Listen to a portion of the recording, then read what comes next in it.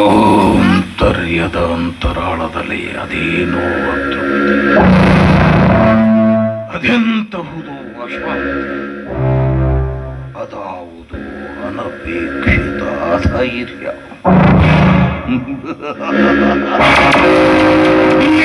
ಎಂಟನೆಯ ದಶಗಂಟ ರಾವಣನನ್ನು ಬಿಚ್ಚಿಸಿ ರೊಚ್ಚಿಗೆಬ್ಬಿಸುತ್ತಿರುವ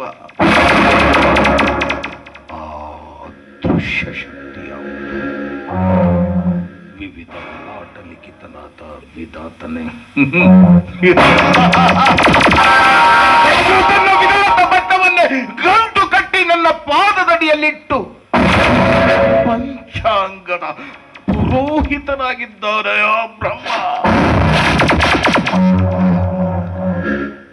ಕ್ಷಣ ಕ್ಷಣಕ್ಕೂ ನನ್ನನ್ನು ಕಾಡುತ್ತಿರುವ ಈ ಭ್ರಾಂತು, ಕ್ಷಣಚಿತ್ತ ಕ್ಷಣ ಪಿತ್ತರಾದ ನವಗ್ರಹಗಳ ಕ್ರಾಂತಿಯೇ ಗ್ರಹಗಳಲ್ಲ, ನನ್ನ ಸಿಂಹಾಸನದ ಹಂತಗಳಾಗಿ ಹೆಗಲು ಮುರಿಸಿಕೊಳ್ಳುತ್ತಿದ್ದಾರೆ. ಹಾಗಾದರೆ ನಿಮಿಷ ನಿಮಿಷಕ್ಕೂ ನನ್ನನ್ನು ನಿಶ್ಶಕ್ತನನ್ನಾಗಿ ಮಾಡಿ ಗಾಢವಾಗಿ ಕಾಡುತ್ತಿರುವ ಆ ಕಾಣದ ಕೈ ಯಾವುದು?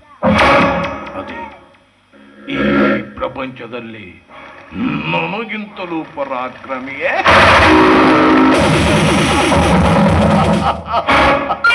ಪ್ರಬುದ್ಧವೇ ಪ್ರಚಂಡವೇ ನಾನು ಚತುರ್ದಶ ಭುವನ ಭಯಂಕರನಾದ ಲಂಕೇಶ್ವರ ರಾವಣ. ಬ್ರಹ್ಮಾಂಡದ ಎಲ್ಲ ತಂಡೋಪತಂಡಗಳನ್ನೇ ಚೆಂಡಾಡಬಲ್ಲ ದಂಡು ದಾಳಿಗಳ ಮಂಡಲ ನಾಯಕರ ಗಂಡದೆಯ ಗಂಡರ ಗಂಡನಾದ